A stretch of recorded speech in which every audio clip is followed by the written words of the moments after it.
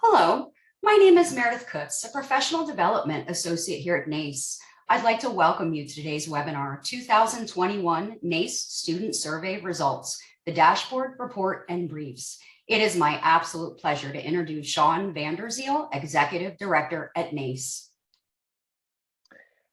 Hi, everyone. It's great to be here with you today and to be surrounded virtually by so many colleagues and friends.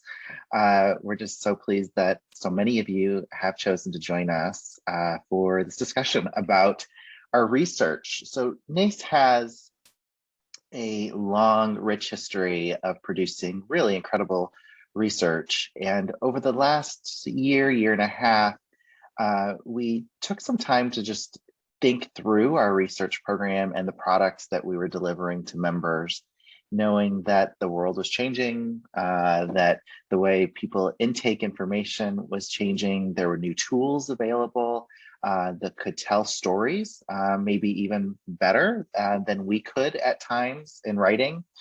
And because everyone learns differently, everyone receives information differently. And so we put a lot of time thinking about how could we maximize the studies and research that we were conducting and to help our members to intake it in a way that would be helpful to them. So we came up with a new scheme for our program. And we're really excited today to share that with you. We released the first iteration of what this will look like with our student survey results in the fall. But we thought today what we could do is to share with you what that looks like and how to actually utilize it, hopefully getting you excited about the product and at the same time, have you take something away in terms of a number of learning moments related to the information that we learned on our student survey. So with that, I'd love to introduce you to my co-presenter today, and that is Dr. Joshua Khan. Josh, hello. Hello, how are you? How's everyone today? Happy to be here. Well, Josh, it's great to see you, and thanks for being here to walk us through the results and how to use specifically our dashboard that we're going to get to in just a minute. But before we do, I want to make sure everyone knows who you are. Would you mind just telling everyone a little bit about yourself and what you do for us at NACE? Yes. Hello, everyone. My name is Josh Khan. I am the Assistant Director of Research and Public Policy at NACE. I've been with NACE almost 4 years now. I help run the research department. I analyze data, help write up the surveys, you name it, I'm helping execute it with regards to our research program. I am very excited to be here today to help share some of these results, some selected results, some actionable results, and show you the new dashboard, and also do a little bit of a demo on how to use it so that it's more intuitive and useful to you all. Awesome. So Josh, just so the audience is familiar with what we're going to do, so we're going to break off. You're not going to see much of us the rest of our session because you're going to see on your screen the actual dashboard. And Josh and I will be talking over the dashboard as he's going through it. But if you have any questions at any point, feel free to add them into the chat or into the Q&A box. And we'll dedicate some time at the end of our session to go through those various questions. So we'll leave plenty of time for that. And with that, let's go ahead and dive in. So Josh is going to share his screen, and we're going to take a look at where you find the products, and then we'll look at the dashboard specifically. Yes, we are going to start at the home page on NACE Web. Gonna navigate to My NACE. Everyone can see my mouse, I hope. I believe so. I can see it at least. Okay. We're going to scroll down to research reports.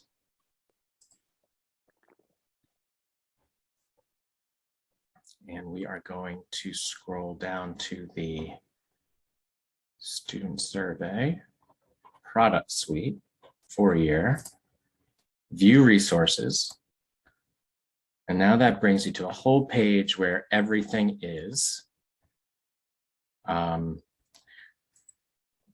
This first icon gets you to the executive summary. This button here gets you to the actual report. This button gets you to the first NACE brief on virtual recruiting, which all members have access to. And this gets you to the second NACE brief on inequity and internships. Yeah, and Josh, just so that the audience is familiar, what we decided to do when we rolled out this new approach to our research is to make sure that at a high level, everyone knew what we thought the most important findings were, thus the executive summary, but have a place where people could read more in depth if they've wanted to, and that is the full report. And then for any research that we do, we would pull out interesting findings or new findings that arose through the study of the surveys that we've done.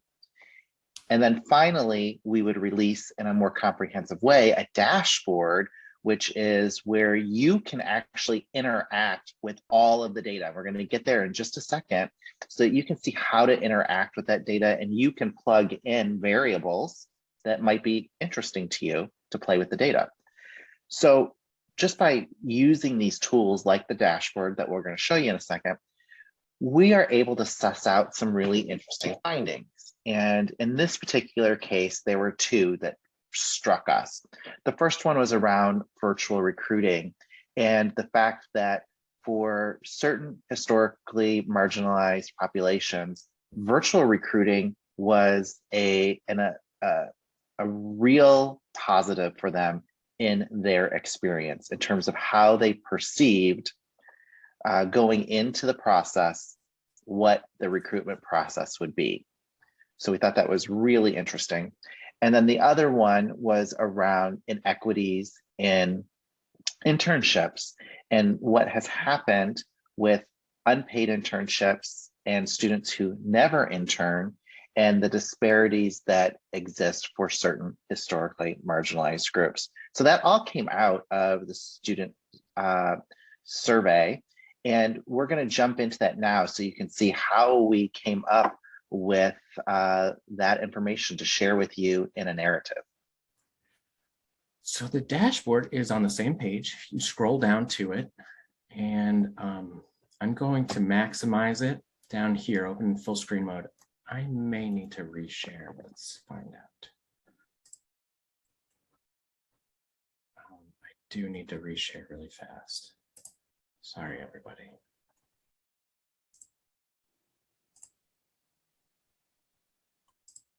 There. Hopefully that works. Okay, I'm still running into the same issue.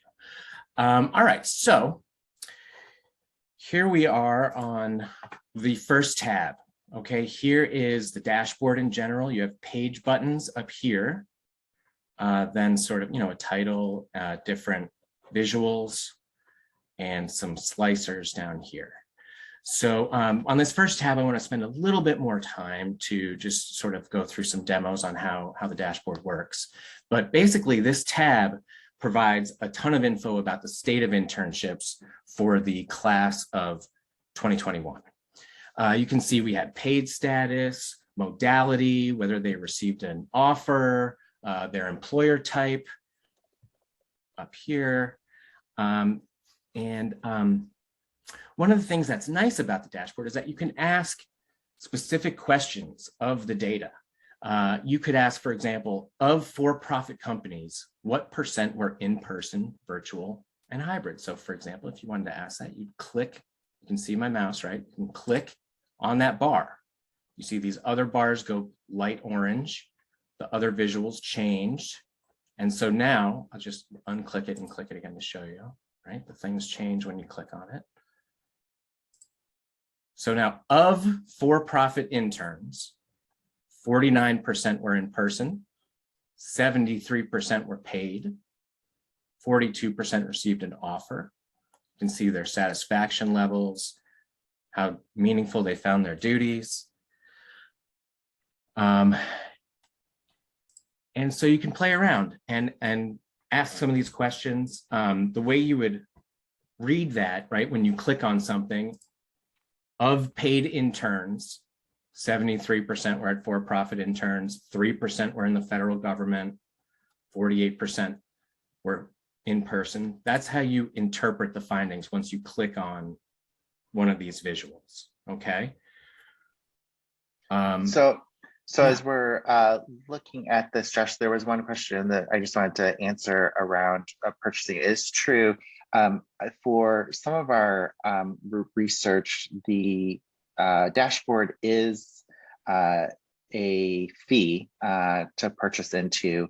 Anyone, however, that participated in the research will receive this for free.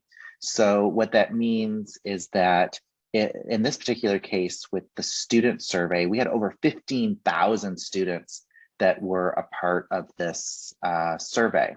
But those 15,000 students came from how many schools, Josh? About 160. Okay, so 160 schools sent this out on our behalf to their students. All of those schools who participated will receive this for free. And for members, there is a cost as well as non-members, an additional cost to take a view of this. Other dashboards that we do, some of them will be free depending upon what it is. So the example would be our first destination survey. So the first destination survey is another amazing product, and we just put a link to that into the chat for you. And that one we do every year for each graduating class. And that one, for instance, is free to everybody. So there is no charge to that. Taking a look at this here specifically, Josh, there are often a lot of questions that people have, like, how many students do really have paid versus unpaid internships? And of those, what are those employer types? So for me, this is eye-opening to be able to see this on a grander scale. When you look at this, for instance, on this particular screen, is this trend pretty similar to past years? It is. It's quite similar, yeah. It does appear that the number of paid interns is sort of creeping up as we go, particularly for the federal government. But it is fairly stable in terms of the employer types. Modality, of course, is brand new, right? They were usually all in person.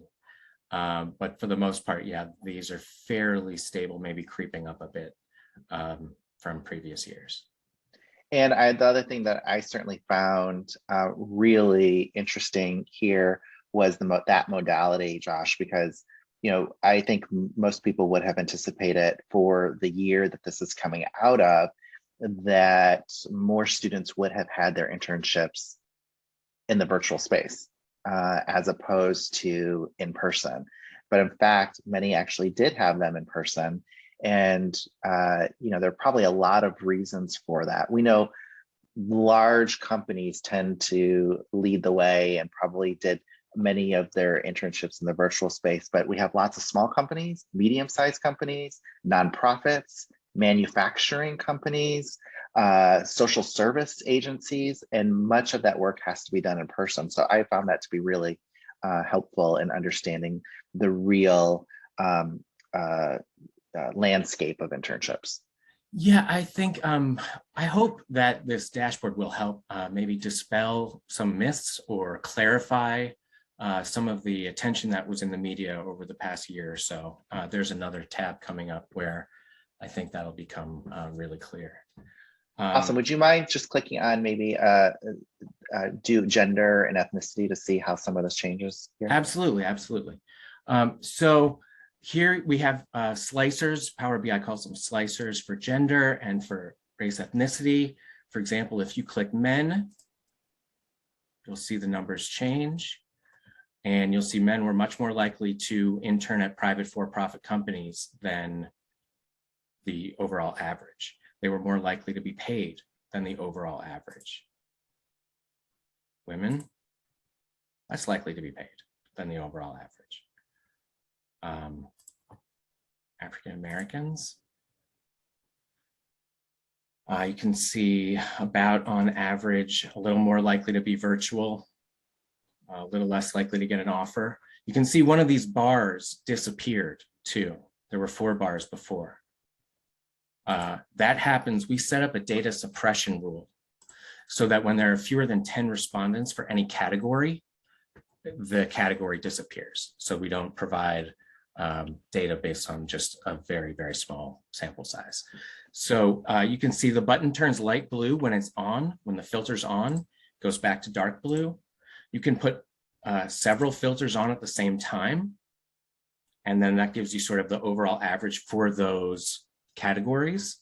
You can mix them, but you'll see the more slicers you put on the visuals, the smaller the sample sizes will get, and you will run into the data suppression rule. Great. Josh, was there anything around satisfaction related to any of the, do you remember, related to ethnicity or gender? Men were a little less satisfied. You can see it dropped a little bit, and women were a little more satisfied.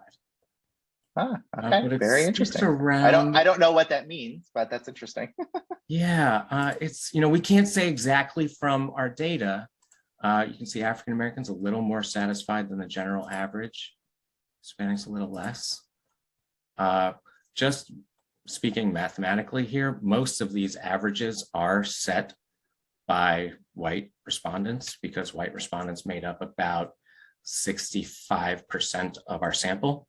Similarly, women made up more, about 65% of our sample, depending on the question. And that also is in line with the general college going population, but it is a little oversampled towards women and white respondents. So just keep that in mind when you're looking at averages, right? Those groups are helping set those averages more than the other groups. Excellent. Before we go to the next tab here, Josh, just to answer a couple questions. Just a reminder, this data is of about 15,000 students. We send the survey out to every school, a lead contact in our database, whether you're a member or not. And we ask if you will send this out to your students. Those who participate this past year, as I think Josh said, just over 150 schools who participated in that, and they are a broad cross-section of schools. So they weren't just pre-selected. Everyone had the opportunity to do it. And the data is all from 2021. So these are students who responded in the spring of the winter spring of 2021. So about right now is when they answered these particular questions. Yes, and I do see in the chat, the data do include some contemporary adult learners, but they're a small subset. We didn't give them a slicer, but they are in there. And when you mouse over the bars, the different visuals, you can get an idea of how many students the data represent. I see there's a question in the chat about that. So you can see this bar was based on 671 interns at private for-profit companies. So let's move to the next tab because I am getting conscious of time already. You can advance to the different pages by these buttons up top. You'll see they turn orange when you're on the page, or you can advance using this arrow here at the bottom. And then you'll see that page turns orange because we're now on a new tab. Not going to spend a ton of time on this one. This drills down a bit into job offers by intern status.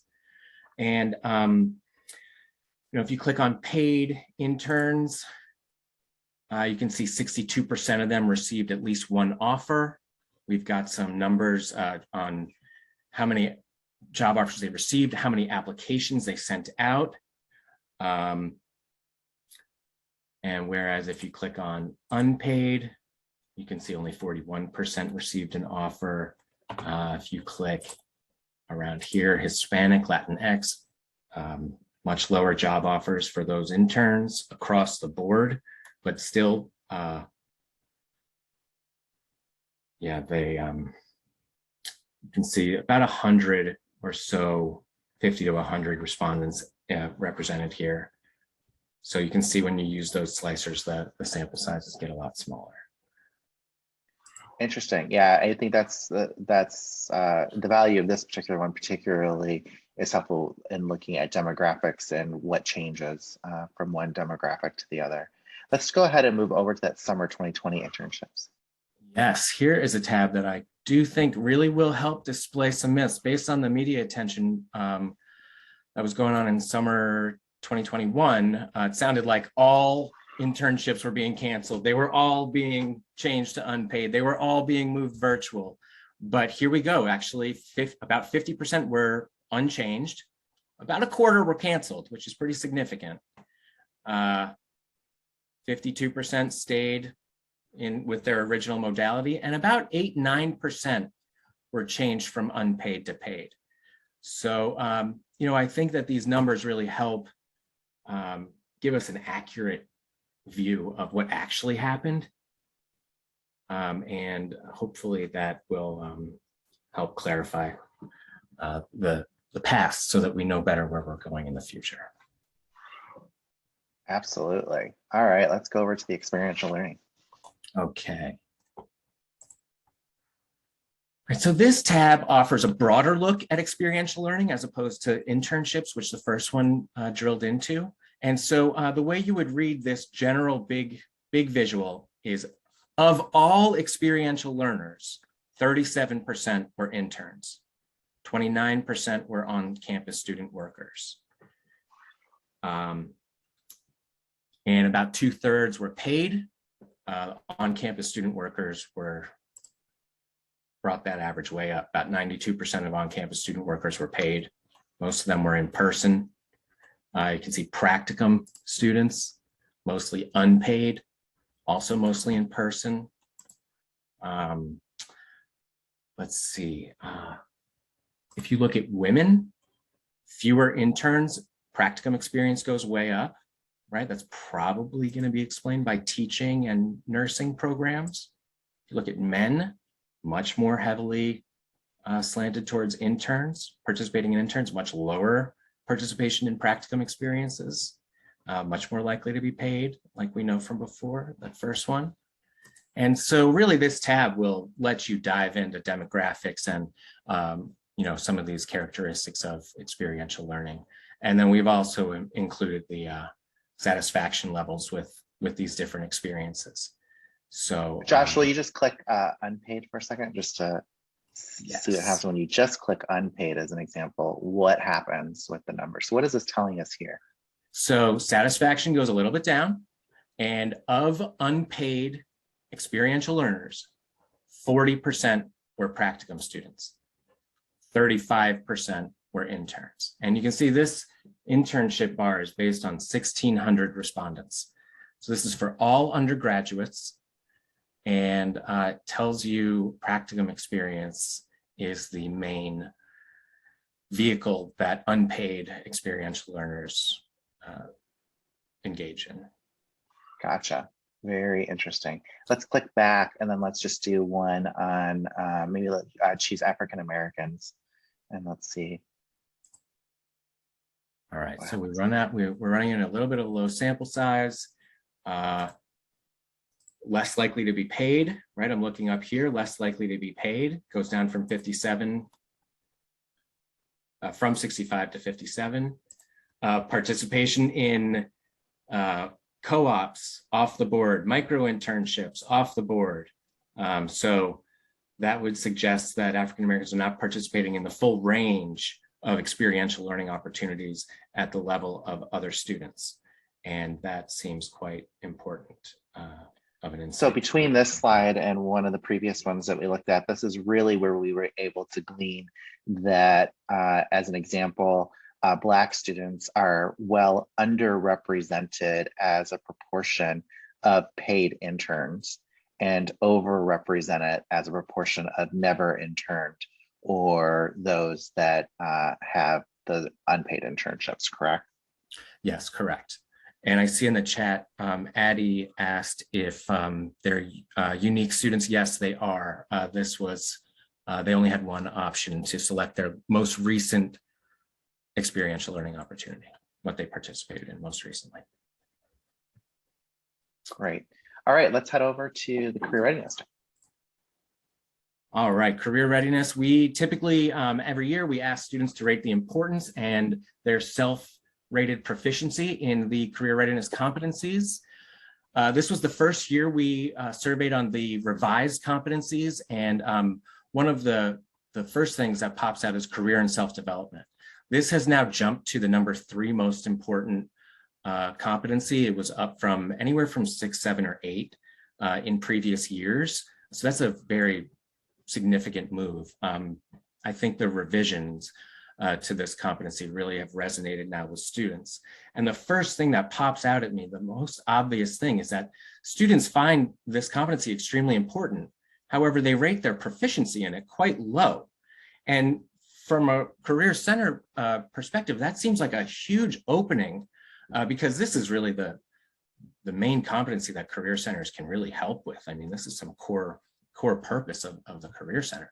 And so students recognize the importance and they recognize their lower levels of proficiency. So to me, this finding really gives raison d'etre to institutions to push out more career education, career development, and that students have an appetite to learn these skills. What was that phrase you just used? Raison d'etre? Raison d'etre. Reason for being. Reason for being. Oh, okay. Okay. Thanks, Josh. Appreciate All that. Right. Very good. All right. And then why don't you just click on one of the just down below some demographic, just maybe men, women. Let's see the difference. Like what happens here. Sure. Men rate them a little bit lower in importance. You can see the importance shift a little bit. You can see some things move around. Women a little bit more important. We've also got a major. We added major up here because we had the sample size for it. So you can look at business majors. You can see they think career and self-development is much more important. Leadership bumps up a little. They're a little more, they think they're a little more proficient in career and self-development. And STEM majors recognize that they are a little bit weaker in it, but they're much stronger in teamwork, which makes sense because a lot of their, they do a lot of their projects in teams now. Great. Very interesting. Yeah, so let's move over to play around with. Lots to play around. Let's check out if you want to look at the career fairs. Groups. Career fairs. You have a tab on career fairs. This provides whether they attended a career fair in person or virtual. If they attended, what % got an interview, and of those interviews, what % received an offer. Can see men were a little more likely to attend in person. You can see they were a little bit more likely to get an interview, but they were less likely then to get an offer. Just a little curious. And so you can also click over here and see, if they did not attend a virtual career fair, they were also less likely to attend in person. That makes total sense.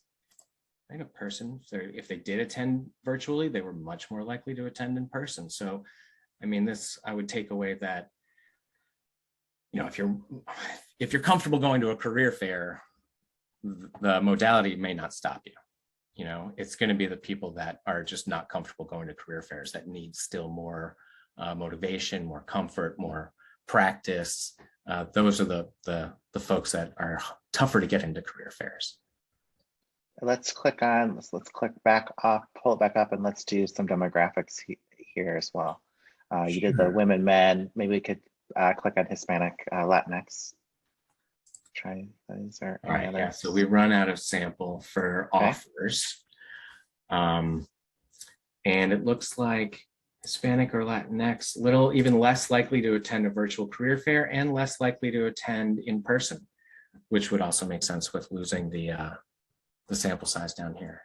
So, but this is really important. I mean, to me, this is pretty significant to just show how low those percentages are of the total students, to say there's a lot of work to be done to encourage these students and to help them navigate these really important kinds of activities, right? Yes, and not only that, look at this. We have 48 respondents who said they attended a virtual career fair. None of them got an interview. Yeah, that's stunning. Yeah. Okay, let's move over to virtual recruiting. All right.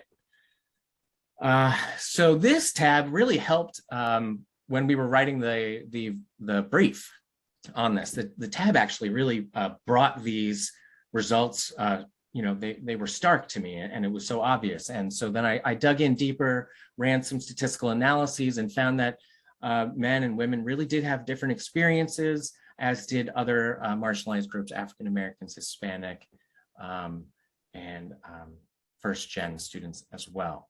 So you can mouse over, look again at the number of respondents. You can see, again, by gender, right? The satisfaction numbers drop a little bit for men, right? They really were less satisfied with their, more likely to attend a virtual career fair, but less likely to attend other things. And satisfaction levels were lower. Higher satisfaction over here for women. Similarly, look at African American, jumps a lot, much more comfort and satisfaction in the virtual recruiting space. Similarly, Hispanic, big jumps.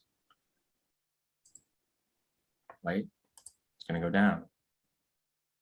Right, so we can see different groups experiencing this virtual recruiting space differently, and I would expect recruiters to use this information in their planning.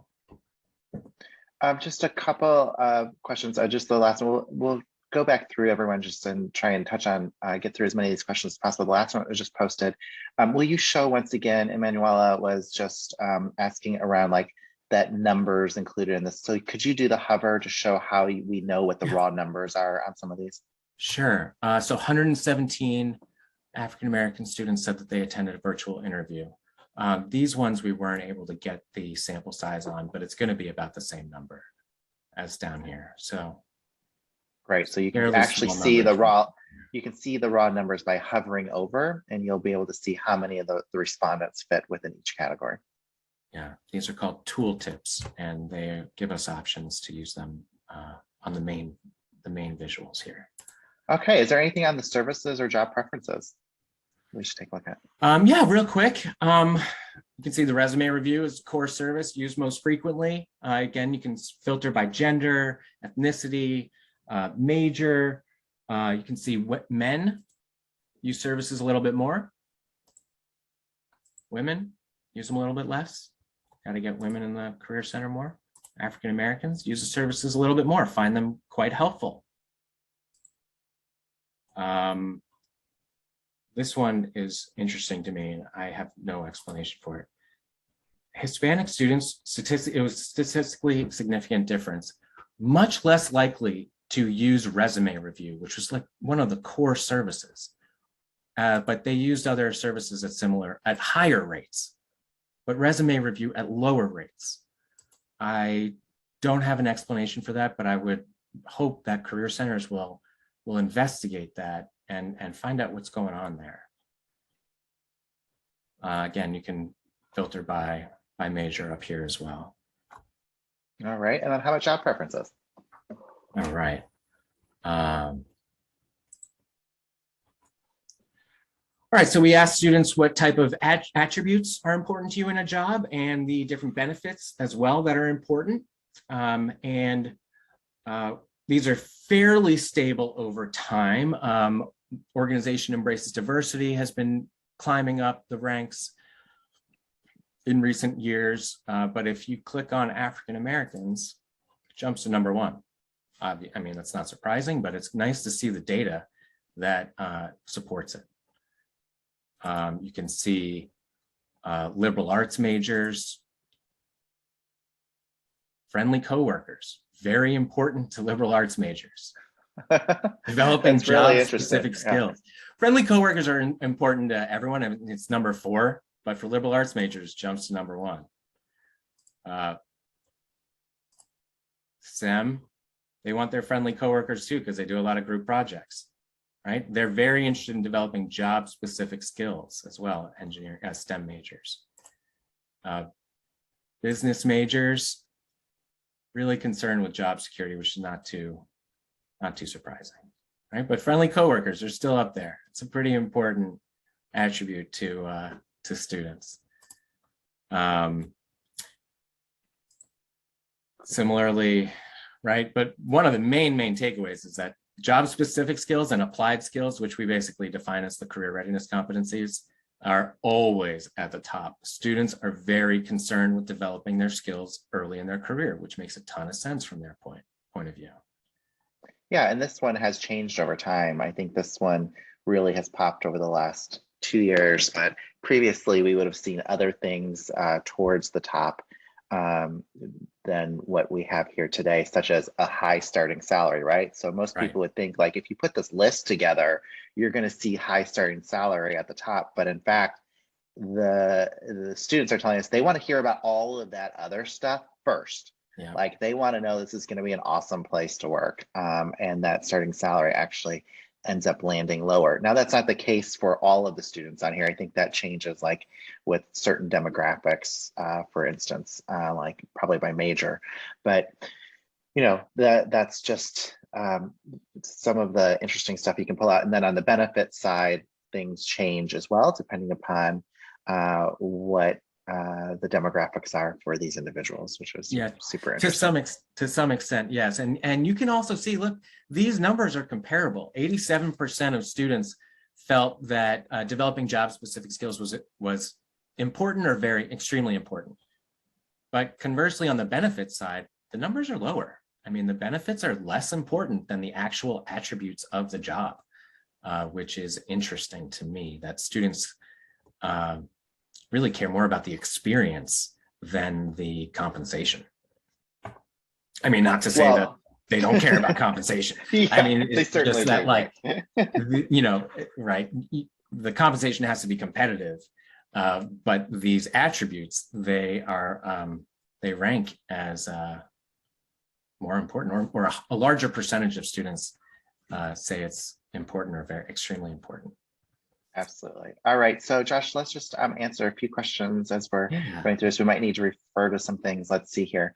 One of the questions was around underlying data for the career centers to use for their own analysis. Is that available? So there were a number of career centers who participated in this, but we currently don't have, and make sure you keep me honest here, we don't have the availability to provide each school with their own data, correct? So as part of participation, one of the benefits of participation is that they can email in and say, I'd like a custom report of my own school's data, and we will provide that upon request. But that is not, that comes in a PDF form. That's not part of the dashboard. Gotcha. Awesome. So you can, if your school participated, that's yet another benefit to all of this, is you can get your data back to you. So you can understand your population a little bit better. It's going to be static. It's not going to be in a dashboard like this. We're trying to work towards that eventually, but right now we have it in the PDF format for you. So thanks. And I should mention that. So we keep talking about this, the sample size, what you have access to. This particular report and dashboard is a charge for everyone except for those schools that participated. So that's the value of participation and helping to bring knowledge back to our full community. You can see how powerful data is. And so the larger our sample sizes are, the better the data is going to be. And so we would love for all of you to help us with this. The student survey is out now. It's been delivered to your point person, key contacts in our database who are NACE members as well as non-members to participate in the survey. And there are lots of benefits to doing that we've already outlined, but also we have incentives. So there are drawings for like cash for the students who participate, which is a huge bonus, and there are large amounts of money. And also for the schools, there's give backs in terms of credits back for use with NACE. So just want to put that plug in there to help us with the research. And there are so many benefits that come back out of this, not to mention the general knowledge that goes back to all of us as well as the broader world. The next question was around, Bernadette had asked, she was wondering around virtual career fairs, because we had clicked on Hispanic students, and it seemed that with them particularly that they didn't receive any offers. So she's like, hey, does this virtual recruiting really a good thing or not? I think the issue here, Josh, correct me if I'm wrong.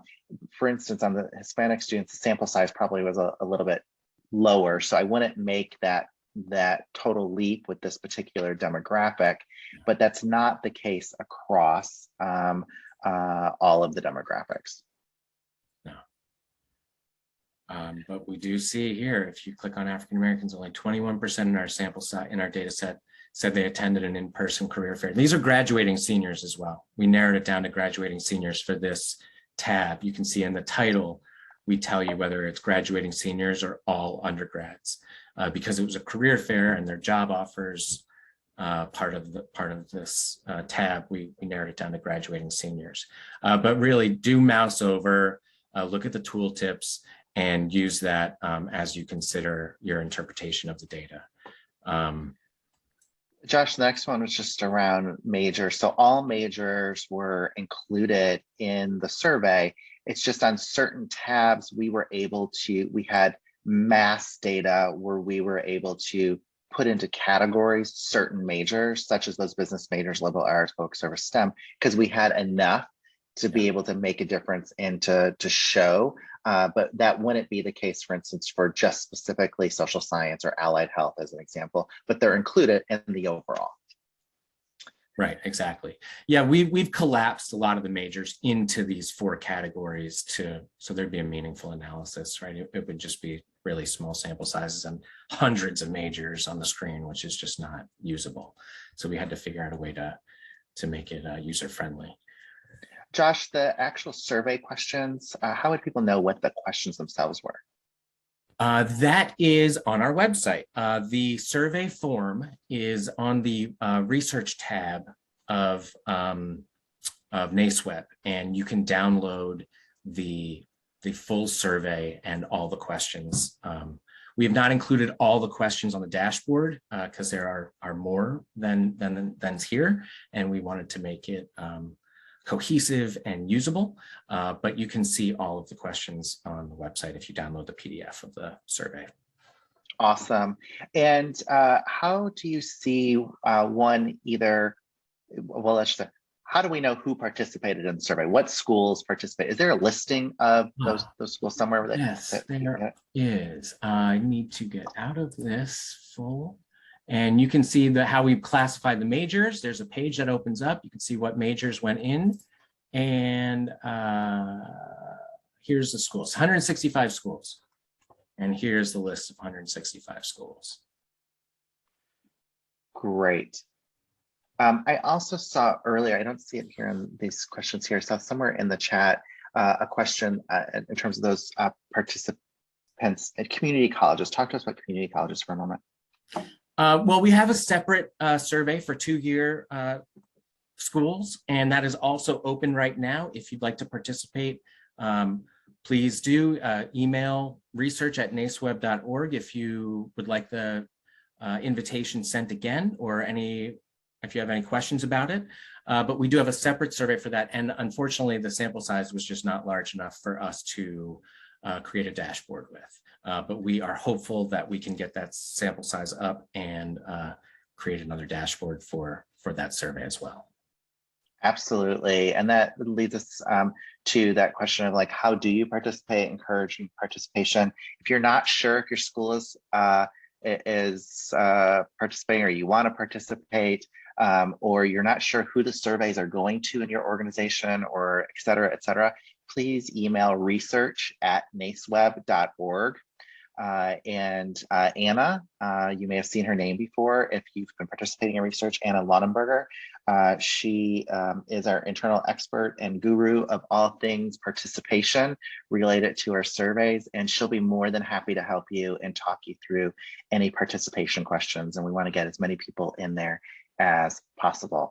Well, Josh, we're coming to the end of our time here. Is there anything we left out that you would have liked to have stated that you didn't get a chance to yet? I just want to say, as a researcher, it was really fun to create this.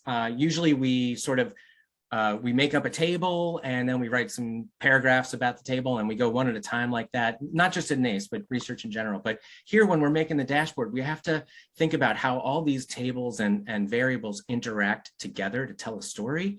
And I hope that we've created a tool that you can use to do your own research. I know that's kind of a loaded term right now, but I think that this tool is something that can really help recruiters, college career centers dig into the data to personalize the data to their needs, their situation. And I hope that this will then be a really useful tool for you to help come up with your strategies for the year moving forward.